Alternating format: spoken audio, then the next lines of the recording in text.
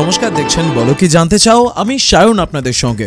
সম্প্রতি STT global data সেন্টারের একটি পোস্ট দেখা যায় টুইটারে, অর্থাৎ এক্স হ্যান্ডেলে। দেখার পরেই মাথায় প্রশ্ন উঠল যে কিছু শ্রেণীর মানুষ বেঙ্গল সিলিকন ভ্যালি হাবকে নিয়ে যে প্রমোশন চালাচ্ছে সেটা কতটা যুক্তিযুক্ত। পর্যায়ক্রমে কতগুলো প্রশ্ন মাথায় আসে। কতজন চাকরি পাবে বা কতজনের কর্মসংস্থান হবে, লোকাল ইকোনমি এতে কিভাবে বেনিফিটেড হবে এবং কোন কোন সংস্থা গুরুত্বপূর্ণভাবে তাদের উপস্থিতি জানান দিচ্ছে কলকাতায়।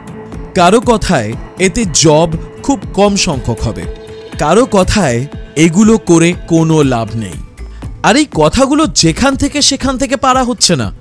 বলো কি জানতে চাও এর প্রত্যেকটি ভিডিওতে যা কমেন্ট আসে তা দেখে মানুষের মনে কোন কোন প্রশ্ন ঘুরপাক খাচ্ছে তা অনায়াসে বোঝা যায়। তারপরেই শুরু হয় রিসার্চের কাজ, মানে সেই রিসার্চ আমি নিজে করা শুরু করি। এটা বোঝা যাচ্ছে যে বেঙ্গল সিলিকন ভ্যালি হাবে মূলত বেশ কিছু ডেটা সেন্টার তৈরি হচ্ছে। ডেটা সেন্টার কেন গুরুত্বপূর্ণ সেইটা আগে একবার দেখি। রিসার্চে উঠে আসছে ডেটা সেন্টার কর্মসংস্থান তৈরি করে, স্থানীয় ব্যবসার উন্নয়ন ঘটায়, ডিজিটাল পরিকাঠামোকে আরও শক্তিশালী করে, বড় প্রযুক্তি কোম্পানিকে আকৃষ্ট করে, শহরের ব্র্যান্ড ভ্যালু বাড়ায়। এই মুহূর্তে বেঙ্গল সিলিকন ভ্যালি হাবে যেই সমস্ত সংস্থার প্রজেক্ট আন্ডার কনস্ট্রাকশন তাদের মধ্যে Airtel, STT global data center Kolkata 2, Techno Digital, NTT global data center campus. Airtel Nextra সম্ভাব্য 2025-এর কোয়ার্টার 4-এ তাদের কাজ শুরু করবে। এসটিটির কিছুটা কাজ হয়ে গেছে এবং কিছুটা under construction. Techno Digital under construction 2027-এর প্রথম কোয়ার্টারে তারা তাদের কাজ শুরু করবে। এনটিটি এই মুহূর্তে আন্ডার কনস্ট্রাকশনে রয়েছে। এক সেকেন্ড, এদের ডেটা লোডটা আগে এক্সপ্লেইন করি।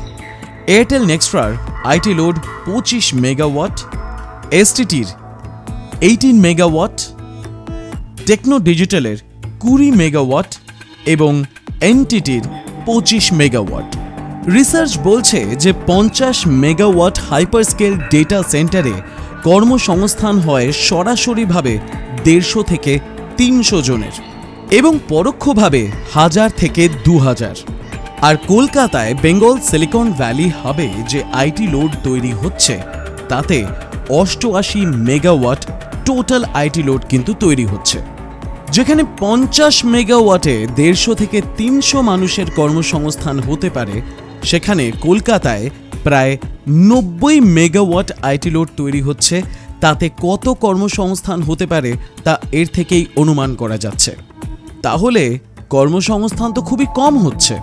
কিন্তু বেঙ্গল সিলিকন ভ্যালি হাবে প্রত্যাশা আরও বেশি রয়েছে, কারণ সেই জায়গাতেই তৈরি হচ্ছে এলটিআই মাইন্ডট্রির নতুন ক্যাম্পাস। এলটিআই মাইন্ডট্রির বিষয়ে একটু বিস্তারিত জানছি, কিন্তু তার আগে দেখি ডেটা সেন্টার কি কি জব রোল দিচ্ছে। প্রত্যক্ষভাবে যেই সমস্ত কর্মসংস্থান তৈরি হচ্ছে তার মধ্যে রয়েছে data center technician, network engineers, system administrators, facility managers, security staff, power and cooling engineers. পরোক্ষভাবে যেই সমস্ত কর্মসংস্থানগুলো হচ্ছে তার মধ্যে রয়েছে local maintenance contractor, utilities and suppliers, hardware, logistics and vendors. এবার এর দৌলতে ইকোনমিক ইম্প্যাক্ট কি হয়? Local food, retail, housing etcetera etcetera. Local food অর্থাৎ এই সমস্ত কর্মসংস্থানে যারা কাজ করবে তাদের বেরিয়ে কোথাও লাঞ্চ বা ডিনারের জন্য তো যেতে হবে, তার জন্য থাকবে লোকাল ফুড স্টলস। এবার লোকাল ফুড স্টলস কাউকে না কাউকে তো দিতে হবে, না হলে যারা কাজ করবে তারা খাবে কি? এবার ব্যঙ্গ করার ছলে অনেক কিছু বলাই যায়, কিন্তু খাওয়ারটা তো পেটের জন্য জরুরি বস। সেই একই জায়গায় তৈরি হবে বেশ কিছু রিটেইল আউটলেটস, অর্থাৎ কারো কিছু কেনার থাকলে বা দরকারি জিনিসের দরকার থাকলে বা মুদি সদাই করতে হলেও তার জন্য এই রিটেল স্টোরগুলো অত্যন্ত গুরুত্বপূর্ণ। এছাড়া যারা এখানে কাজ করবে বা যারা ব্যবসা করবে তারা তো কিছু না কিছু উপার্জন করবে, আর সেই অর্থগুলো দিয়ে তারা ইনভেস্ট করবে প্রপার্টিতে, আর তার জন্যই থাকবে হাউজিং। অর্থাৎ ফুড চেইনের ক্ষেত্রে কিন্তু বড় বড় সংস্থাও থাকবে বা ছোট ছোট ব্যাপারীও থাকবে। আবার অন্যদিকে রিটেইলের ক্ষেত্রে বড় বড় এফএমসিজি কোম্পানির প্রোডাক্টস থাকবে। সেই এফএমসিজি কোম্পানিগুলোতে বেশ কিছু মানুষ কর্মরত। সেই একই রকমভাবে এই রিয়েল এস্টেট সংস্থাগুলোর সঙ্গেও কিন্তু বেশ কিছু মানুষ ওতপ্রোতভাবে জড়িত এবং অনেকের কর্মসংস্থান। অর্থাৎ এইভাবে কিন্তু লোকাল ইকোনমি বুস্ট হতে পারে।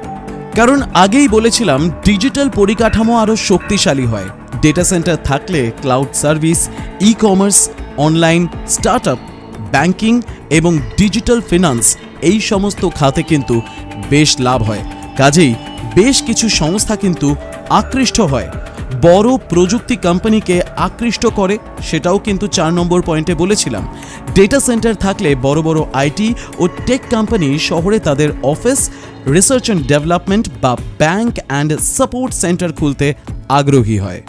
আর তার নিদর্শন বেঙ্গল সিলিকন ভ্যালি হাবের ঠিক উল্টো দিকে এইচডিএফসির নতুন ক্যাম্পাস, অ্যাক্সিস ব্যাংকের আপকামিং প্রজেক্ট, বন্ধন ব্যাংকের নতুন হেডকোয়ার্টার, ন্যাশনাল ইন্স্যুরেন্স কোম্পানির হেডকোয়ার্টার, এমনকি ডিআরআইএস জোনাল ইউনিটও কিন্তু এই ফিনটেক হাবেই তৈরি হয়েছে।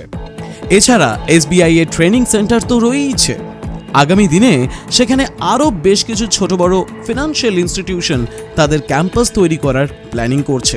সরকারি ব্যাংকগুলোর মধ্যে বেশ কিছু সংস্থারও উপস্থিতি এখানে কিন্তু তৈরি হচ্ছে। তাহলে এইবার এই এলটিআই মাইন্ডট্রি 19 একর জায়গায় বেঙ্গল সিলিকন ভ্যালি হাবে তাদের যে নতুন ক্যাম্পাস তৈরি করছে সেখানে কি হতে চলেছে।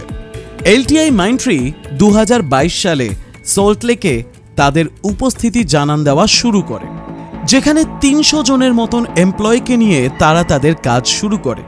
সংস্থাটি মূলত ক্লাউড, ডেটা এবং ডিজিটাল সার্ভিসেসের ওপর কলকাতায় কাজ করছে। কিন্তু এই মাইন্ডট্রির যে বেঙ্গল সিলিকন ভ্যালি হাবে 19 একর জায়গা রয়েছে সেখানে কি হবে তা জানার জন্য যখন রিসার্চ করলাম জানতে পারলাম যে মাইন্ডট্রির সিইও দেবাশিস চ্যাটার্জি অ্যানাউন্স করেছিলেন যে এখানে তারা নতুন ডেভেলপমেন্ট সেন্টার তৈরি করছে, যা আগামী দিনে অর্থাৎ 4 থেকে 5 বছরের মধ্যে 15 থেকে 20,000 জব ক্রিয়েট করবে। 2024-এর রিপোর্ট বলছে জুলাইয়ের মধ্যে সংস্থা কলকাতায় 1700 এমপ্লয়ি হায়ার করেছে। 2024-এর ডেটা এটাও বলছে সল্টলেক সেক্টর 5-এর ফ্যাসিলিটিতে, যা 56,000 স্কোয়ার ফিটে বিস্তৃত, সেখানে 1000 জন প্রফেশনালস ইতিমধ্যেই কাজ করছে। এলটিআই মাইন্ডট্রি কলকাতায় কোন কোন জব রোলের জন্য বেসিক্যালি হায়ার করে সেটা জানতে গিয়ে জানতে পারলাম যে এখানে বেশ কিছু পদ রয়েছে। সব জায়গায় যে কল সেন্টার বা বিপিও হচ্ছে ব্যাপারটা তেমন নয়, কারণ অনেকেই কমেন্টে বলে যে কলকাতায় খালি বিপিওই হয়। তার জন্যই রিসার্চটা চালালাম এবং রিসার্চটা চালিয়ে বেশ কিছু ওয়েবসাইটে যেখানে তারা জব রোলের জন্য হায়ার করে সেই সমস্ত জায়গা থেকে জানতে পারলাম এখানে মূলত কোর টেকনিক্যাল অ্যান্ড ইঞ্জিনিয়ারিং রোলসের জন্য হায়ার করে। এছাড়া কিউএ অ্যান্ড টেস্টিং পজিশনসও রয়েছে, যার মধ্যে রয়েছে মূলত test architect, program test manager বা টেস্ট স্পেশালিস্ট। যেমন কলকাতায় টেস্ট আর্কিটেক্ট রোল, যেখানে জাভাস্ক্রিপ্ট ফ্রেমওয়ার্কস দিয়ে কাজ হয়, মানে Cypress, Playwright etcetera. Program test manager, automation strategies. এছাড়া রয়েছে বিজনেস অ্যান্ড ফাংশনাল কনসাল্টিং। এছাড়া রয়েছে digital application and integration services. যদি সামারি বার করা হয় তাহলে কলকাতা ক্যাম্পাসের জন্য কোন কোন জব রোলে বেশি কাজ চলে তা হচ্ছে software engineer, QA and testing, business functional roles, entry level programs, digital integration etcetera etcetera. এছাড়াও বেঙ্গল সিলিকন ভ্যালি হাবে এই মুহূর্তে যেটা সব থেকে বড় আলোচ্য বিষয় তা হচ্ছে টিসিএস এর নতুন ক্যাম্পাস তৈরি হচ্ছে, যেখানে তারা কিন্তু ডেটা সেন্টারের পাশাপাশি আরও অনেক কর্মকাণ্ড চালাবে। শুধু তাই নয়, জিওর যে নতুন ক্যাম্পাস তৈরি হচ্ছে সেখানেও কিন্তু ডেটা সেন্টারের পাশাপাশি আরও অনেক কর্মকাণ্ড তারা চালাবে। কিন্তু আদানির প্রজেক্টটা এই মুহূর্তে বোঝা যাচ্ছে না যে আদৌ সেটা হবে কিনা। কিন্তু এটাকে বাদ দিলে জিওর যে প্রজেক্ট হচ্ছে, যার সাথে আমাদের মাইক্রোসফট জড়িত রয়েছে, যাতেও কিন্তু একটা বড় সংখ্যক কর্মসংস্থানের সম্ভাবনা রয়েছে। এবার স্যালারি নিয়ে না আলোচনা করে লাভ নেই, কারণ এই স্যালারি বেস কিন্তু এক একটা সংস্থার এক এক রকম এবং এক একটা লেভেলের স্যালারি এক এক রকম।